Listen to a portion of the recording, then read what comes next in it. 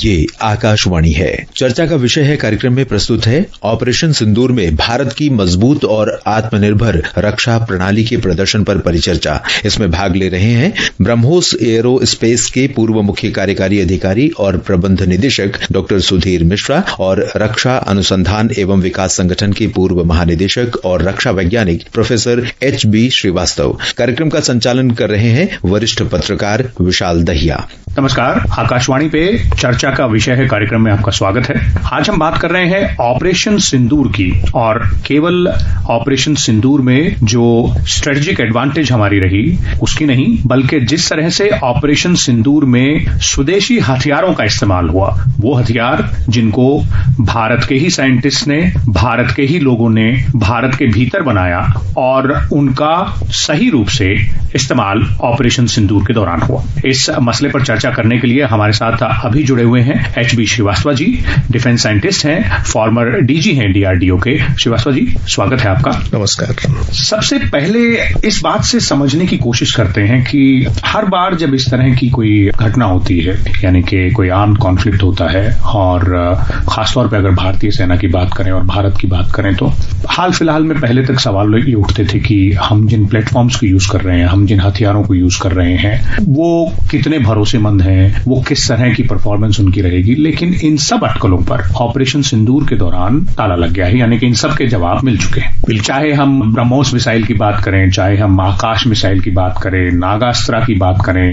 D4 system की बात करें, DRDO से आप जुड़े रहे हैं, किस तरह से ये यात्रा रही, किस तरह से जर्नी रही है, हम कैसे पहुंचे यहां तक जब हम अपने ही बनाए हथियारों पर इतना भरोसा कर सकते हैं और उनको सही तरह से परफॉर्म करते हुए देख भी सकते हैं। देखिए, DRDO की जर्नी अगर आप देखेंगे तो 1960 के आसपास जो हमारा गठन हुआ था और उससे अब तक 2025 हो गया। इतने टाइम में जब शुरुआत करी तो नेचुरली आपको बिल्ड करना पड़ता है, टेक्नोलॉजीज को समझनी पड़ती है, क्या टेक्नोलॉजीज काम में आने वाली हैं, किस एप्लीकेशन के लिए कौन सी टेक्नोलॉजी चाहिए। और हर एक मैथमेटिक्स सबको पता होता है, इक्वेशन सबको पता होती है, लेकिन कोई भी वेपन बनाने के लिए आपको 2-3 चीजों की बहुत जरूरत पड़ती है। उनमें से एक तो है कि हमारी बाउंड्री कंडीशंस क्या है, किस एरिया में वो वेपन यूज होने वाला है, वहां पर किस तरह की कंडीशंस आने वाली हैं, कैसे हमें एनिमी को एंगेज करना है, एनिमी की क्या स्ट्रेंथ्स हैं जिनको हमें डिफीट करना है, ये पता होना चाहिए। दूसरा, हम क्या क्या कंपोनेंट्स यूज कर सकते हैं, कौन चीजें हमें मिल सकती हैं, कौन सी नहीं मिल सकती हैं। तो अगर हमको ये कॉन्फिडेंस आ जाए कि हमारी जो अजम्पशंस हैं, हमारी जो हाइपोथेसिस हैं, हमारी जो बाउंड्री कंडीशंस हैं, इनिशियल कंडीशंस हैं, वो सही है, तो हम अच्छा वेपन सिस्टम डेवलप कर सकते हैं। और वही इस जर्नी में अगर आप देखेंगे तो जो भी हमने बड़े बड़े प्रोग्राम्स लिए थे, चाहे वो IGMDP हो, चाहे वो LCA प्रोग्राम हो, चाहे अर्जुन प्रोग्राम हो, और उसके बाद जितने हमने प्रोग्राम्स लिए, जैसे AEWC प्रोग्राम है और आप दूसरे जानते हैं जो स्ट्रेटेजिक प्रोग्राम्स हैं, उन सब में ये सारी कंडीशंस आज हम फुलफिल कर पा रहे हैं। हमें एग्जैक्टली पता है कि हमें क्या चाहिए और इसीलिए हम वो वेपन बना पा रहे हैं। और आपने जैसे सिंदूर में देखा कि दुश्मन को उसका पता नहीं लगा कि उसके पास क्या था, हमारे पास क्या था। और मेरे ख्याल से देश को बड़ा गर्व है इस चीज के ऊपर कि स्वदेशी हथियार जितने भी विदेशी हैं, चाहे वो किसी भी कंट्री को, हमने उनके ऊपर विजय पाई है। प्रधानमंत्री नरेंद्र मोदी ने ऑपरेशन सिंदूर में भारत के स्वदेशी हथियारों के बेहतरीन प्रदर्शन की तारीफ की। आइए सुनते हैं उन्होंने क्या कहा। हम भारत और अपने नागरिकों को किसी भी खतरे से बचाने के लिए लगातार निर्णायक कदम उठाते रहेंगे। युद्ध के मैदान पर हमने हर बार पाकिस्तान को धूल चटाई है और इस बार ऑपरेशन सिंदूर ने नया आयाम जोड़ा है। हमने रेगिस्तानों और पहाड़ों में अपनी क्षमता का शानदार प्रदर्शन किया और साथ ही न्यू एज वॉरफेयर में भी अपनी श्रेष्ठता सिद्ध की। इस ऑपरेशन के दौरान हमारे मेड इन इंडिया हथियारों की प्रामाणिकता सिद्ध हुई। आज दुनिया देख रही है 21वीं सदी के वॉरफेयर में made in India defence equipments, इसका समय आ चुका है। कुछ ये जो हथियार है, कुछ ये जो वेपन्स प्लेटफॉर्म है, चाहे वो air to surface missile systems हो या फिर एयर डिफेंस मैकेनिज्म हो या फिर जिनको सुसाइड ड्रोन कहा जा सकता है, वो भी हमने डिप्लॉय किया ऑपरेशन सिंदूर के दौरान। उन पे थोड़ा सा विस्तार से चर्चा करते हैं ताकि हमारे श्रोता समझ सकें कि हम जिन प्लेटफॉर्म्स की बात कर रहे हैं उनकी खासियतें क्या हैं, उसमें किस तरह से उनको डेवलप किया गया। तो आकाश मिसाइल की अगर बात करें, सरफेस टू एयर मिसाइल जो है, कई सालों से हम उसकी अलग अलग स्टेज की डेवलपमेंट्स देखते आ रहे हैं। इस वक्त जो हमने उसका इस्तेमाल किया ऑपरेशन सिंदूर में और सटीक इस्तेमाल किया, बहुत ही सटीक नतीजे भी सामने आए। कहां हम हैं इस वक्त? आकाश मिसाइल जो सरफेस टू एयर मिसाइल की बात करते हैं उसकी डेवलपमेंट प्रोग्राम है और इसकी तो एक्सपोर्ट की भी डिमांड है। बिल्कुल, तो मैं थोड़ा सा एक्सपेंड कर देता हूं आपके क्वेश्चन को। एयर डिफेंस हमने कैसे किया, क्योंकि आपने सबने देखा कि कोई भी एनिमी का कोई भी ड्रोन हो चाहे मिसाइल हो हमारे किसी भी टारगेट को हिट नहीं कर पाया, हमने उनको सबको डिफीट कर दिया। तो जो हमारी एयर डिफेंस सिस्टम है वो 3-4 लेयर्स में काम करी और सबसे इंपॉर्टेंट ये है कि स्काई में क्या हो रहा है, एनिमी की तरफ से क्या टारगेट्स आ रहे हैं, थ्रेट्स आ रहे हैं, उनको हम देख पा रहे हैं कि नहीं देख पा रहे हैं। तो एक हमारी software based software major part है उसमें और उसको आकाश तीर बोलते हैं। तो उसमें जितने भी हमारे रडार्स हैं, चाहे वो एयरफोर्स के हों चाहे आर्मी को, उनको सबको इंटीग्रेट कर दिया गया और एक कंबाइंड पिक्चर हमारे कमांडर्स के पास अवेलेबल है और वहां पर हमें पता लगता है कि कौन सा टारगेट कितनी स्पीड से, कितने एक्सेलरेशन से, किस डायरेक्शन में जा रहा है, कहां पर ये जा सकता है और कौन सा ज्यादा इंपॉर्टेंट है कि उसको पहले न्यूट्रलाइज करना है, कौन सा कम इंपॉर्टेंट है इन द सेंस कि थोड़ी देर के बाद में उसको न्यूट्रलाइज किया जा सकता है। ऐसे सारी इंफॉर्मेशन और फिर कमांडर का अपना एक्सपीरियंस है, उसके हिसाब से वो डिसीजन ले सकते हैं। तो लंबी से लंबी दूरी के लिए 400-500 किलोमीटर के लिए हमारे पास S-400 अवेलेबल था। वो ऑफकोर्स आपको पता है रशियन सिस्टम है, लेकिन उसके बाद के सारे सिस्टम हमारे इंडिजिनस थे। दूसरी लेयर में हम कह सकते हैं MRSAM, medium range surface to air missile, जो हमारा DRDO का और इजराइल का ज्वाइंट प्रोजेक्ट था और बहुत ही सक्सेसफुल मिसाइल है। तो वो कम से कम 150 किलोमीटर ऐसे मार करेगी। उसके बाद फिर हमारा आकाश मिसाइल जी, और आकाश मिसाइल फिर जो बाई चांस अगर मान लीजिए ये 2 लेयर पार करके तीसरे पे आ गया तो आकाश मिसाइल उसको मार देगी। उसके बाद फिर हमारी जो D4 सिस्टम की जिसमें अभी बात की थी, D4 सिस्टम है, L-70 गन है, ZU-23 गन है, शिल्का है, ऐसे बहुत सारे हैं जो कई किलोमीटर्स तक वार कर सकते हैं। और उसके बाद भी फिर कोई बच जाएगा तो हमारे पास शोल्डर फायर्ड मिसाइल तो है ही है। तो ऐसे 4-5 लेयर्स में इतना अच्छा सिस्टम एक तैयार किया गया जिसकी वजह से हमें ये जो सक्सेस मिली और हम लोग पूरा देश हमारा सेफ रहा और एनिमी कुछ नहीं कर पाया। जिसके नतीजे हमें देखने को मिले कि सीमा पार से चाहे कितने ही ड्रोन दागे गए हों, चाहे कितनी ही मिसाइल छोड़ी गई हों, लेकिन एक भी अपने निशाने पर जाकर नहीं पहुंच पाई, नहीं लग पाई, क्योंकि जिस तरह से आपने बताया कि एक एरे ऑफ इंडिजीनियस सिस्टम्स हैं, स्वदेशी निर्मित सिस्टम्स हैं, चाहे उनको पहचानना हो, उनको चिन्हित करना हो रडार सिस्टम के द्वारा और या फिर उनको मार गिराना हो, आकाश मिसाइल, MRSAM और D4 सिस्टम जिसकी आपने बात की। रक्षा मंत्री राजनाथ सिंह ने रक्षा के क्षेत्र में आत्मनिर्भरता पर जोर देते हुए भारत को डिफेंस हब के तौर पर विकसित करने की बात कही। Make in India, make forward हमारे लिए रक्षा क्षेत्र में आत्मनिर्भरता का अर्थ बहुत व्यापक है। हम इस विचार के साथ आगे बढ़ रहे हैं कि हमें खुद के लिए आर्म्स एंड इक्विपमेंट बनाना ही है, साथ ही साथ हमें पूरी दुनिया को एक्सपोर्ट भी करना है। दुनिया की मिलिट्री मार्केट में अपार संभावनाएं हैं। हाल ही में मैं Stockholm International Peace Research Institute की एक रिपोर्ट पढ़ रहा था।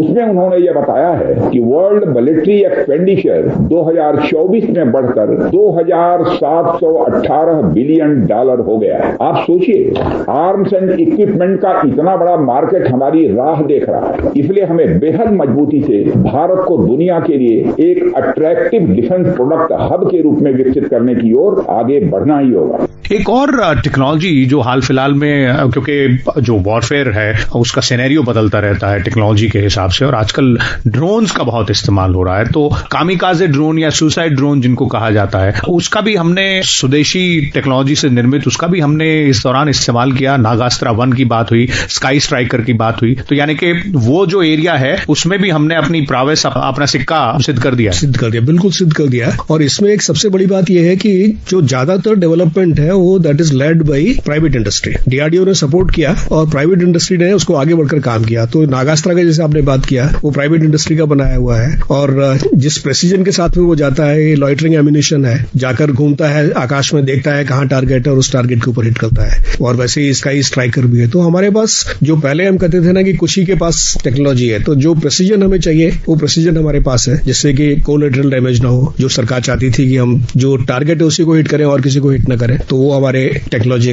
ने करके दिखा दिया। और जैसे मैंने कहा, प्राइवेट इंडस्ट्री और गवर्नमेंट इस समय दोनों कंधे से कंधा मिलाकर काम कर रहे हैं। DRDO पूरा सपोर्ट कर रहा है, सरकार पूरा सपोर्ट कर रही है और उसी सपोर्ट की वजह से, एक टीम स्पिरिट की वजह से ये सारी टेक्नोलॉजीज आगे बढ़कर आ रही हैं। Director general air operations air marshal AK Bharti ने स्वदेशी हथियारों की क्षमता और प्रभावशीलता के बारे में बताया। the performance and efficacy demonstrated by even the older battle-proven AD systems like the Pechora, the Osa AK and the LLAD guns. These battle-proven systems stood the test of time. Another highlight has been the stellar performance of the indigenous air defense weapon system like the Akash system. Here, I would like to mention that putting together and operationalization of this potent AD environment has been possible over the last decade due to unwavering budgetary and policy support provided by the Government of India in acquiring state-of-the-art equipment and weapon systems. How have Indian forces managed to minimize the damage to both civilian and military infra in the country? Most of you and the majority populace within the country have had a lot to say about the layered and integrated air defense systems put in place by the Indian Armed Forces, which includes the assets of the Indian Army, the Indian Navy, in addition to the primary air defense assets of the Indian Air Force. This robust AD system comprises of a large variety of multi-layered AD sensors and weapon systems, from point defense weapons like the low-level air defense guns, shoulder-fired manpads and short-range surface-to-air missiles or SAMs, to area defense weapons like the air defense fighters and longer-range surface-to-air missiles within our inventory. Additionally, the numerous waves of drones and unmanned combat aerial vehicles employed by Pakistan were also thwarted by the indigenously developed soft and hard kill counter-US systems and the well-trained Indian air defense personnel. HB Srivastava ji, आपने एक collaborative approach की बात की और वो सीधे तौर पर साफ दिखाई भी दे रही है। इस तरह के जो भी प्लेटफॉर्म्स हैं, चाहे वो ड्रोन्स की बात हो या फिर एंटी ड्रोन टेक्नोलॉजी की बात हो या फिर surface to air missile SAM की बात हो, MR सैम की बात हो, एक चीज जो हमारे श्रोता जरूर जानना चाहेंगे वो ये कि अब आगे की राह में क्या देखते हैं, क्योंकि अब ये तो सिद्ध हो गया कि हमने इतने सालों तक हमारे साइंटिस्ट ने, हमारे प्राइवेट इंडस्ट्री ने, हमारे पब्लिक सेक्टर यूनिट्स ने, जो मैन्युफैक्चरर्स हैं, उन्होंने जो मेहनत की उसके सफल नतीजे हमें साफ दिख गए। यानी कि हमें ये समझ आ गया कि हमने जो मेहनत की है उसके नतीजे साफ दिखाई दे रहे हैं। इसके आगे की राह, क्योंकि टेक्नोलॉजी में तो बदलाव लगातार आते रहेंगे। बिल्कुल, बहुत अच्छा सवाल है, क्योंकि टेक्नोलॉजी आगे बढ़ेगी तभी हम अपने देश की सुरक्षा ज्यादा से ज्यादा कर सकते हैं। तो आपने एक ध्यान दिया होगा कि जितने भी सिस्टम्स इसमें चल रहे हैं वो सारे अनमैन्ड सिस्टम्स हैं, चाहे वो ड्रोन हो, चाहे मिसाइल्स हो, वो सब अनमैन्ड सिस्टम्स हैं। आगे ह्यूमन रोबोटिक्स का बहुत बड़ा प्रभाव देखने को मिल सकता है, जहां पे जो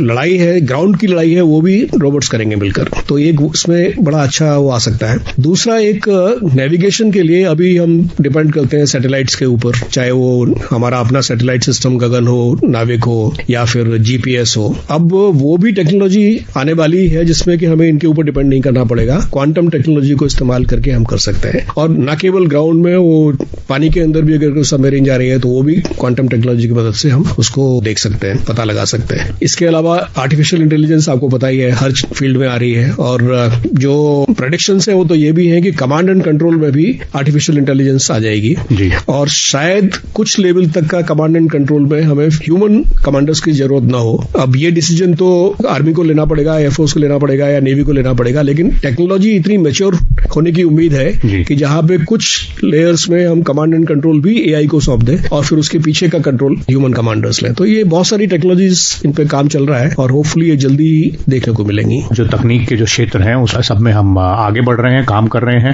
अब स्वदेशी तकनीक से बने हथियार हैं हमारे पास, प्लेटफॉर्म्स हैं, और उनका इस्तेमाल भी हमने किया और नतीजे भी बेहतर हमारे सामने आए। आपने ब्रह्मोस की भी बात की थी और आपसे थोड़ी देर पहले हमारे संवाददाता ने ब्रह्मोस के भूतपूर्व सीईओ डॉक्टर सुधीर मिश्रा जी से भी बात की थी। आइए एक बार वो भी सुन लेते हैं। ऑपरेशन सिंदूर भारत में आतंकी कार्रवाई के खिलाफ एक सशक्त प्रतिक्रिया का हस्ताक्षर बन गया है। इसके साथ ही इस ऑपरेशन ने यह भी दिखाया है कि यदि भारत की सुरक्षा में कोई सेंध लगाने की कोशिश होती है तो भारत अपने दम पर सशक्त है, मजबूत है और किसी भी तरह के दुस्साहस को भारत की रक्षा प्रणाली नुकसान नहीं पहुंचा सकती। और साथ ही इसके उल्टे भारत की जो सशक्त और आत्मनिर्भर और स्वदेशी रक्षा प्रणाली है, जो ऐसी क्षमता है वो भारत के किसी भी प्रतिद्वंद्वी को भारी नुकसान पहुंचा सकती है।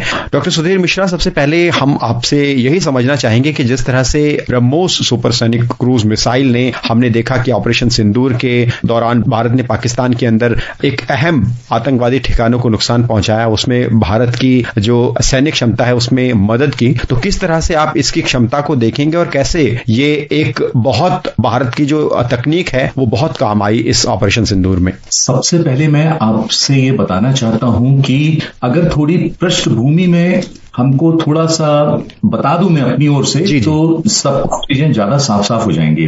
जब पहलगाम में हमारे देश के लोगों को आतंकवादियों ने मारा और उसके बाद हमने 7 मई को जो आतंकवादियों के ठिकाने थे उन पर बमबारी करी और उनके ठिकानों को ध्वस्त किया, उसके बाद पाकिस्तान ने अगले दिन हमारे ऊपर आक्रमण किया। और ये बात देखने, जानने और समझने लायक है कि हमने तो आतंकवादियों के ठिकाने पर हमला किया था, लेकिन पाकिस्तान ने हमारे मिलिट्री बेसिस और जहां पर आम आदमी रहते हैं उनके ऊपर हमला किया। तो ये जो इस छोटे से युद्ध की जो शुरुआत थी वो भारत ने नहीं करी है, इस युद्ध की शुरुआत करी है पाकिस्तान ने। और जब उन्होंने शुरुआत में हमारे ऊपर जो आर्म्ड ड्रोन्स होते हैं, जो यूएवी जिनमें बॉम्ब्स, छोटी छोटी मिसाइलें लगी होती हैं, तो उन्होंने आक्रमण किया। तो उनको रोकने के लिए हमारी सेनाएं, वायुसेना, थल सेना, ये दोनों पूरी तरह से तैयार थी, चौकस थी, और उन्होंने शुरुआती जो भी आक्रमण हुआ था उसको रोका। जो हमारे पास एयर डिफेंस गन्स हैं, L-70 गन्स हैं, तो इन गन्स की सहायता से हमने उन छोटे छोटे ड्रोन्स को पहले तो रोका और लगभग समूल नष्ट कर दिया। और उसके बाद जब पाकिस्तान ने हमारे ऊपर रॉकेट से हमला किया, मिसाइल से हमला किया, तब हमारी जो रक्षा प्रणाली है, जो एयर डिफेंस रक्षा प्रणाली है, जिसमें शुरुआती दौर में छोटी छोटी गन्स आती हैं, उसके बाद short range surface to air missile आती हैं, तो ये एक जो पहला चक्र होता है ये उसमें होता है। उसके बाद आती है जब हम 25 किलोमीटर दूर तक की आकाश मिसाइल से अपनी रक्षा करते हैं। तो आप ये देखेंगे कि 0 से 7-9 किलोमीटर तक पहला चक्र होता है, उसके बाद 25 किलोमीटर तक दूसरा होता है और 70-80 किलोमीटर तक तीसरा होता है, और उसके बाद जो है 150 किलोमीटर, और फिर उसके बाद तो आगे आप 400-500 किलोमीटर तक ले सकते हैं। तो इस प्रकार से हम अपनी जो एयर डिफेंस प्रणाली है उसको स्थापित करते हैं। तो सबसे पहले जब ये रॉकेट्स का और ड्रोन्स का अटैक हुआ तो हमारी गन्स ने रोका। उसके बाद जब उनकी ओर से मिसाइल का अटैक हुआ तो उनको रोकने के लिए हमारे पास थी आकाश, जो हमारी स्वनिर्मित रक्षा मिसाइल प्रणाली है। और इस रक्षा मिसाइल प्रणाली का उपयोग हमने पूर्ण रूप से किया। अगले दिन हमारे ऊपर बहुत ज्यादा आक्रमण हुआ जो कि प्रोपोर्शनेट नहीं था। प्रोपोर्शनेट यानी कि उस अनुपात में नहीं था जिस अनुपात में हमने उनके आतंकवादी ठिकानों पर हमला किया था। तब हमने शुरुआत करी कि अब हम जो है पाकिस्तानियों को छोड़ेंगे नहीं, क्योंकि उन्होंने हमारे देश के जो मिलिट्री बेसिस हैं उनके ऊपर हमला किया है। तो उसके बाद हमने अपनी जो ब्रह्मोस मिसाइल है और जो हमारे रफाइल में स्टॉर्म शैडो वो मिसाइल है, हैमर है, और इन सब का प्रयोग शुरू किया। और जैसा कि आप जानते हैं ब्रह्मोस एक हमारे देश में ही निर्मित एक भारत रूस के संयुक्त उद्यम के रूप में बनाई गई मिसाइल है, और ये मिसाइल पूर्ण रूप से हमारे देश में बनती है। तो इस मिसाइल का हमने प्रयोग किया जमीन से जमीन, और पाकिस्तान के जो एयर बेसिस थे, पाकिस्तान के जितने भी एयर बेसिस थे भारत के करीब या भारत से लगभग 100 मीटर अंदर, उन सबको हमने ध्वस्त कर दिया। ऐसा ध्वस्त किया है कि वहां से एक भी उनका फाइटर एयरक्राफ्ट उड़कर हमारे देश की ओर आ नहीं सकता है। तो ब्रह्मोस मिसाइल ने ये जो काम किया है, जब ब्रह्मोस मिसाइल का हमला हुआ सुखोई 30 से और जमीन से जमीन, वो हमारी सीमा के अंदर था, और उन मिसाइल्स ने जो पाकिस्तान के अंदर प्रलय मचाया है। अच्छा, यहां मैं आपको एक बात बता दूं कि हमने उनके जो सिविलियन ठिकाने हैं जहां एक आम नागरिक रहता है वहां पर कोई हमला नहीं किया, बिल्कुल वहां पर एक मिसाइल भी नहीं गिरी है। तो ये हमारे मानवीय मूल्यों को दर्शाता है। हमारे सैनिकों ने पाकिस्तानी सैनिकों से लड़ाई की है। और जो एयर बेसिस से, एयर बेसिस में क्या होता है कि वहां पर रनवे होता है, वहां पर कम्युनिकेशन सेंटर होता है, वहां पर जो फ्यूल जो होता है उसको स्टोरेज करने की सुविधाएं होती हैं। इसके अलावा रडार्स होते हैं, और फिर उनके कमांड एंड कंट्रोल सेंटर्स होते हैं, वेपन स्टोरेज होता है, एयरक्राफ्ट स्टोरेज होता है, इन सबको हमने खत्म कर दिया और खत्म करके पाकिस्तान को इस स्थिति में ला दिया कि पाकिस्तानी लोग हमारे हाथ जोड़ के पैर पड़ के कह रहे थे, उनका जो डीजीएमओ है, director general of military operations, ने हमारे डीजीएमओ को फोन करके कहा कि हमको अब नहीं लड़ना है आपसे और हम संधि करना चाहते हैं, हम बातचीत करना चाहते हैं। हमने कहा नहीं, आप 2-3 घंटे और हमको झेलो। और उसके बाद हमने इस हमले को रोका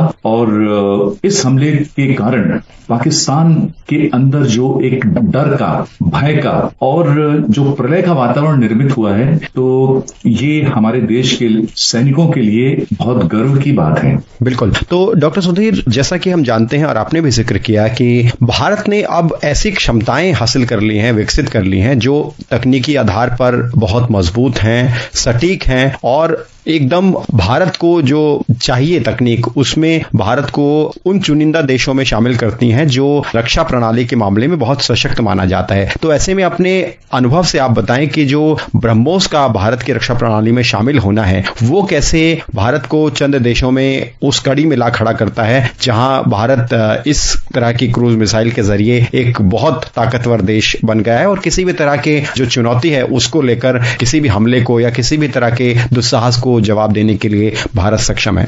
मैं आपको इस प्रश्न का जवाब 2 तरीके से देना चाहता हूं। पहला ये कि भारत में मिसाइल रक्षा प्रणाली के रिसर्च, डेवलपमेंट और प्रोडक्शन की शुरुआत हुई जब डॉक्टर अब्दुल कलाम ने इंटीग्रेटेड गाइडेड मिसाइल प्रोग्राम शुरू किया। जी। और जब ये शुरू किया तो शुरू करने के लगभग 10-11 साल के अंदर हम जो उसकी प्रणालियां होती हैं उनमें समझने में और बनाने में सक्षम हो गए और 1993 में हमको लगा कि अब हम अपने शक्ति और ज्ञान के द्वारा अपनी खुद मिसाइल बना सकते हैं, क्योंकि हमारे पास बहुत सारी टेक्नोलॉजीज हो गई हैं। और उसी समय 93-95 के आसपास जो रूस हैं, रशियंस फ्रेंड्स हैं, हमारे मित्र हैं, तो उनसे बातचीत शुरू हो रही थी और बातचीत शुरू होने में हमको ये पता लगा कि कुछ तकनीकी उनके पास है, कुछ हमारे पास है, इन दोनों को मिला के हम विश्व की सर्वोत्तम मिसाइल प्रणाली बना सकते हैं। इसको हम सिनर्जी कहते हैं या आप इसको कह सकते हैं कि मतलब जो मजबूत देश होते हैं, हम कहते हैं ना 1 और 1 2 होता है, लेकिन यहां पर 1 और 1 11 हो गया और भारत 11 हो गए, 1 और 1 11 बन के। और फिर हमने अपनी जो हमारे पास सबसे एडवांस टेक्नोलॉजी थी उनका और जो रशिया में सबसे एडवांस टेक्नोलॉजी थी उनका, उनको दोनों को जोड़ के ये ब्रह्मोस मिसाइल बनाई। आप जैसा जानते होंगे, आपके श्रोताओं को मैं बता दूं कि ब्रह्मोस बना है 2 शब्दों से, ब्रह्मपुत्रा और मास्को नदी। तो ब्रह्मपुत्रा शब्द जो है उससे हमने लिया है ब्रह्म और मास्को से लिया है मास, तो ब्रह्मोस शब्द ही बताता है ब्रह्मपुत्रा की ताकत, उसकी चौड़ाई, और मॉस बताता है जो जिस तरीके से वो शांतिपूर्वक चलती रहती है। और ब्रह्मपुत्रा बहुत तेज नदी है। तो ये ब्रह्मोस प्रणाली ने हमारे आर्मी, नेवी, एयरफोर्स, थल सेना, जल सेना, वायु सेना तीनों में अपना योगदान दिया है। हमने थल सेना को जमीन से जमीन, वायु सेना को हवा से जमीन और हवा से समुद्र की सतह, और जल सेना को हमने समुद्र से जमीन और समुद्र से समुद्र, इन तीनों तरीके से सक्षम किया।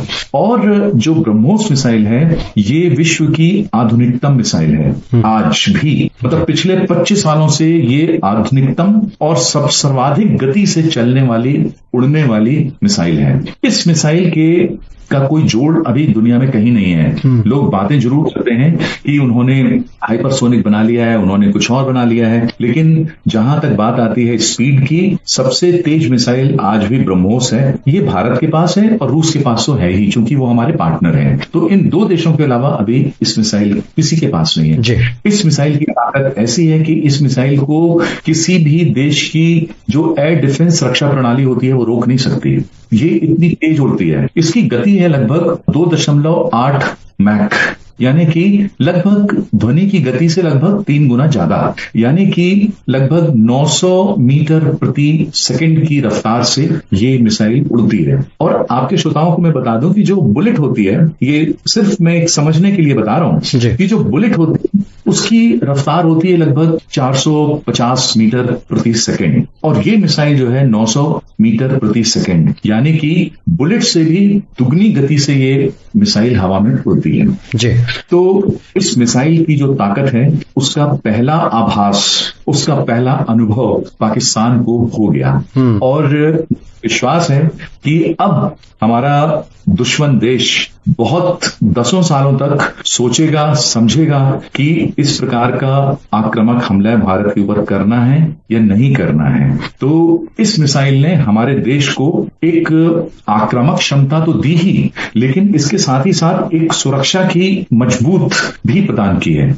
और इस मिसाइल का हमने एक्सपोर्ट भी किया है फिलीपींस को, निर्यात भी किया है फिलीपींस को, और भी देश हैं वो भी मांगेंगे। और अभी आपने सुना होगा कि हमने लखनऊ में एक नई यूनिट का उद्घाटन किया। इसी पर डॉक्टर सुधीर मिश्रा मैं आना चाह रहा था कि अभी जो ये 200 एकड़ में फैला हुआ ये ब्रह्मोस इंटीग्रेशन और टेस्टिंग सेंटर है जिसका रक्षा मंत्री ने उद्घाटन किया था, तो किस तरह से आने वाले समय में जो इस तरह की मिसाइल है उसके असेंबलिंग और इस तरह से उसको और क्षमता को बढ़ाने में इस तरह के सेंटर्स की मदद होने वाली है, और किस तरह से और आगे आने वाले समय में हम भारत की क्षमता को खासतौर पर रक्षा प्रणाली में बढ़ते हुए देख पाएंगे? देखिए, हमारी जो थल सेना, वायुसेना, जल सेना है, तो इनकी जो जरूरतें हैं वो बढ़ती जा रही हैं। तो जहां जहां हम मिसाइल बनाते हैं ब्रह्मोस, तो उन जगहों पर हम लगभग अपनी जो मैक्सिमम कैपेसिटी है, अधिकतम सीमा, वहां तक पहुंच गए थे। तो वहां पर बढ़ने की ज्यादा गुंजाइश नहीं थी। तो हम लोगों ने ये योजना बनाई कि लखनऊ में भारत सरकार ने इसे एक यूपी डिफेंस कॉरिडोर के रूप में बढ़ावा दे रहे हैं, तो क्यों ना हम लखनऊ में जाके इसको एक नई यूनिट बनाते हैं। तो हम वहां गए और हमारे आदरणीय रक्षा मंत्री राजनाथ सिंह जी और मुख्यमंत्री आदरणीय श्री आदित्यनाथ जी योगी के मदद से हमको 200 एकड़ जमीन लखनऊ की जो सीमा है, म्यूनिसिपैलिटी सीमा है, उसी के अंदर मिल गई जमीन जी। और वहां पर जमीन मिली तो हमने वहां पर काम शुरू कर दिया। पिछले 3 सालों में हमने बहुत तेजी से काम करके इस नई यूनिट को बनाया, पूर्ण रूप से स्थापित किया और अब ये प्रोडक्शन शुरू कर चुकी है जगह। इस जगह हमने पहले जो हमारी ब्रह्मोस मिसाइल है, जिसको हम अन्य जगह भी बनाते हैं, तो उनको बनाएंगे। और इसके अलावा ही हमने एक नया प्रोजेक्ट शुरू किया है जिसका नाम है ब्रह्मोस एनजी,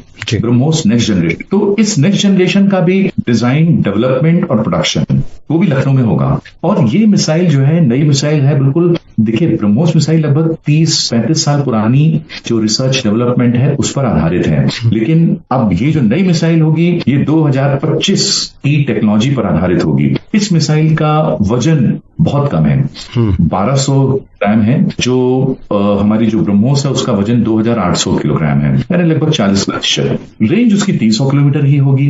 तो इससे ये होगा कि हम उसकी जो रेंज है उसमें कोई भी समझौता नहीं कर रहे हैं। उसकी जो कैपेबिलिटी है, तो विध्वंसक क्षमता जो है, उसमें किसी प्रकार की कटौती नहीं कर रहे हैं। हमको फायदा ये होगा, वजन कम हो जाएगा, ज्यादा एक्यूरेट रहेगी, थोड़ी सस्ती होगी और हम कम जगहों में ज्यादा मिसाइल लगा पाएंगे। जैसे अभी हमारे सुखोई 30 MKI में हम सिर्फ 1 मिसाइल लगा पाते हैं ब्रह्मोस की, अब हम 5 मिसाइल लगा पाएंगे।